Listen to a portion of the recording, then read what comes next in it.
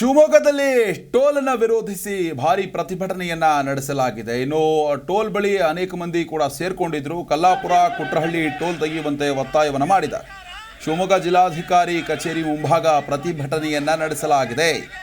Toll ಗೇಟ್ನಿಂದ ಜಿಲ್ಲಾಧಿಕಾರಿ ಕಚೇರಿವರೆಗೆ ಜಾಥವನ್ನು ನಡೆಸಿದ್ದಾರೆ. ಅನೇಕ ಮಂದಿ ಅನಧಿಕೃತವಾಗಿ ಟೋಲ್ ಗೇಟ್ ನಿರ್ಮಾಣ ಮಾಡಲಾಗಿದೆ, ಅದನ್ನು ತೆರವುಗೊಳಿಸಬೇಕು ಅಂತ ಆಗ್ರಹಿಸಿದ್ದಾರೆ.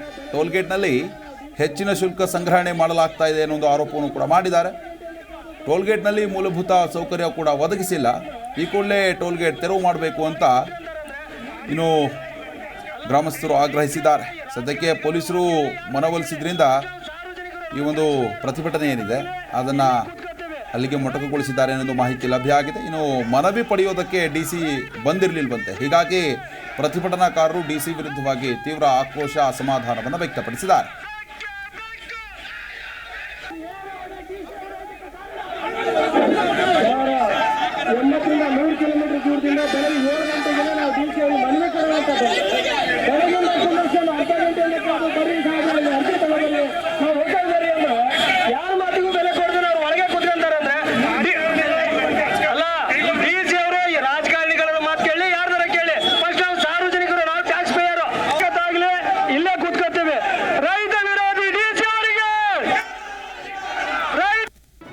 ಜಿ ಕನ್ನಡ ನ್ಯೂಸ್ ಈಗ ನಿಮ್ಮ ಮನೆಯಲ್ಲೇ ನೋಡಿ. ಎಲ್ಲ ಕೇಬಲ್ಗಳಲ್ಲಿ ಈಗ ಲಭ್ಯ.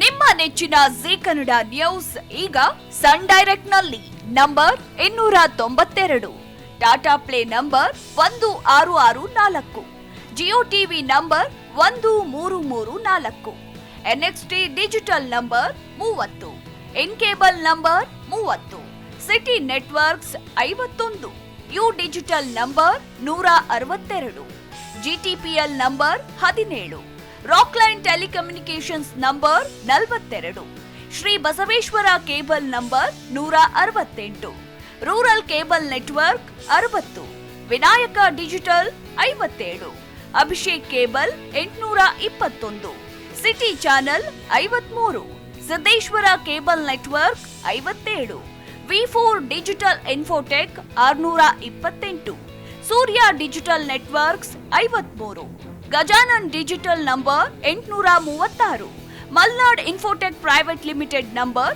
56, Metrocast number 830, Victory digital number 167ರಲ್ಲಿ ನೋಡಿ ಆನಂದಿಸಿ.